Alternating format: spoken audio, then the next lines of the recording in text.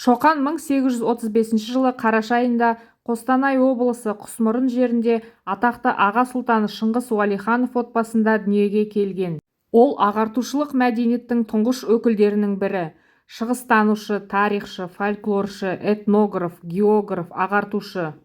Шоқанның әкесі Шыңғыс сол кездегі Аманқарағай дуанының аға сұлтаны болған. Шоқанның өз атасы Уәли орта жүздің ханы болған. Арғы атасы Қазақ ордасының ұлы ханы Абылай. Шоқан оның шөбересі. Шоқан 12 жасына дейін жекеменшік мектепте мұсылманша оқып хат таниды. Дәстүр бойынша ханның ұлына 7 жұрттың тілін білу міндет болған. Ол бала кезінен араб, парсы тілдерін, кейінірек Орта Азияның түркі тілдерін меңгерген. Шоқан Уәлихановтың шоқтығы биік ғалым болуына әкесі Шыңғыс пен әжесі Айғаным көп ықпал етті.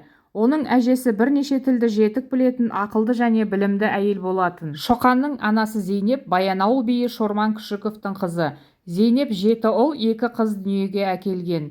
Шоқан Зейнеп пен Шыңғыстың тұңғышы.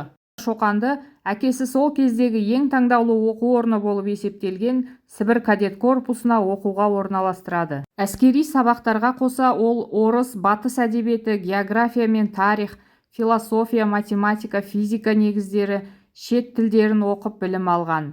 Шоқанның дамуына ұстаздары Костелецкий мен Ганцевский көп ықпал етті. Оның зерттеушілік қабілеті де осы корпуста оқып жүргенде біртіндеп қалыптасып дами түсті. Жазғы демалыс кездерінде ел ішінде халық жырлары мен дастандарын жазып алып, аңыз әңгімелерді жинауға қызықты. Қозы көрпеш баян сұлу жыры Шоқанның алғашқы жазған шығармаларының бірі. 1853 жылы 17 жасында кадет корпусын бітіріп Омбыдағы әскери қызметке қалады. Генерал-губернатор Гасфордтың адъютанты болып тағайындалады. 1855 жылы Батыс Сібір генерал-губернаторымен бірге Семей, Аягөз, Қапал арқылы Алматыға дейін келіп қайтады. Осы сапарында қазақ-қырғыз ауыз әдебиетінің үлгілерін, тарихы мен этнографиясын материалдарын жинай жүреді. Бұл материалдар негізінде кейін ол Тәңірі, қазақтардағы шамандықтың қалдығы деген еңбектерін жазады. Сол сапардан кейін оның әскери лауазымы бір сатыға жоғарылап, поручик шенін алады. Шоқан 1856 жылы Ыстықкөл аймағына сапарға шығып, сол жерде көрген білгеннің барлығын қағаз бетіне зерттей отырып жазған. Қай жерге барып тоқтаса да сол жердің шөбін, тау-тасын, қорғандарын, сәулет өнері жайлы жазып қана қоймай, сан түрлі суреттерін салып толықтырған. Сол елдің салт дәстүрін, әдет-ғұрпын да жазып отырған. Қырғыздың Манас, Семетей жырларын тұңғыш рет қағазға түсіріп алған. Ыстықкөл аймағының картасын түсіріп зерттеу жүргізген. 3 айға созылған сапарының қорытындысы ретінде Ыстықкөл сапарының күнделігі атты еңбегін жазды. Қашқария үнемі құпияға толы зерделенбеген мемлекет. Сондықтан да осы аймаққа көптеген саяхатшылар жол тартқан. Қашқария 3 жағы бірдей биік тау жоталармен қоршалған, 4-ші жағы Гоби даласымен ұласып жатқан құмды сахара. Шоқан Уәлиханов 1858 жылы жазда 22 жасында Қашқарияға сапарға шығады. Ол үлкен әрі қауіпті сапарға Семей көпесінің керуенімен бірге шыққан. Уәлиханов бұл сапарына басын тақырлап, үстіне шапан киіп, Әлімбай көпес деген лақап атпен шыққан. Саудагер ретінде Қашқарияға құпия барған Шоқан, өлкенің экономикалық саяси құрылымын зерттеп, оның тарихы мен этнографиясынан көптеген материалдар жинайды. Шоқан сол елдің бір қызық салтына куә болады. Онда мұсылман дәстүріне еш үйлеспейтін, бірақ ерте кезден жалғасып келе жатқан бір ғұрып бойынша елге сырттан келген мұсылман қонақ уақытша үйленуі тиіс екен. Бұл ретте күйеу жігітке қалың мал төлеп қиналудың қажеті жоқ. Одан тек заңды түрде некелесіп, келіншегін киіндіріп, асырап отыру ғана талап етіледі. Тек ажырасуға қимасаң осында қал, бірақ ертіп әкете алмайсың деген бір ғана шарт қойылады.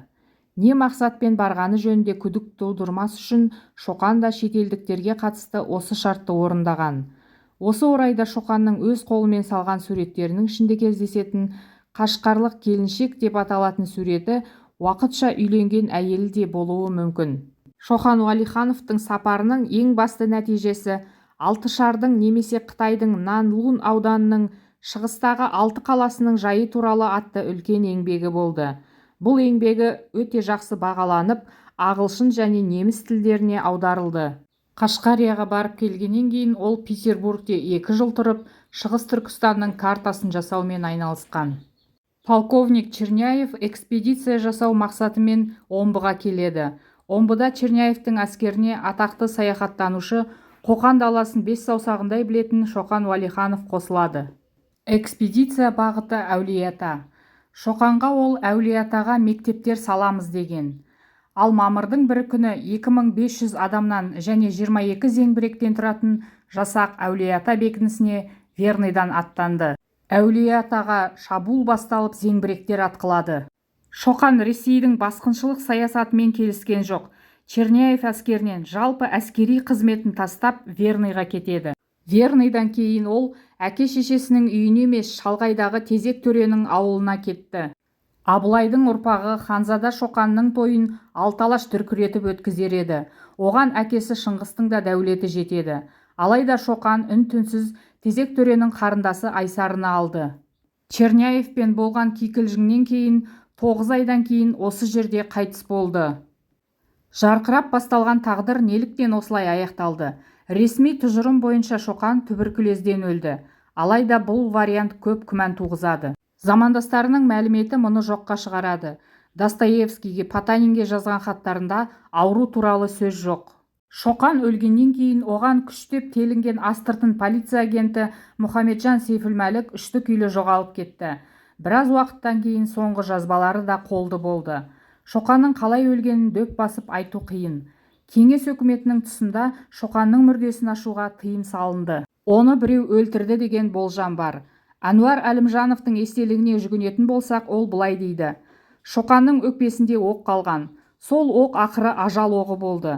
Черняевпен қақтығыстан кейін кетіп бара жатқан Шоқанға артынан оқ атуы әбден мүмкін еді.